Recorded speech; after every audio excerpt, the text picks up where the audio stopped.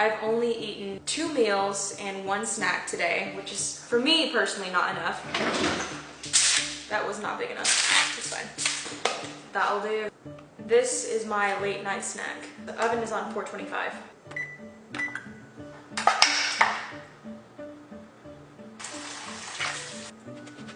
Oh! I lost one, fallen soldier. Now that we've got the beans in there, add the seasoning. Olive oil. Add a bit of that. Tiny bit of this. These. And this.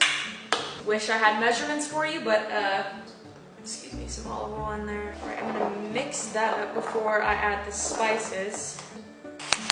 Oh, that's more than a little bit, more than a dash of cumin. Oh, it smells phenomenal. Delectable. Oh, yes. I do feel like we could elevate it. Oh my gosh. Let me see. Not a salad.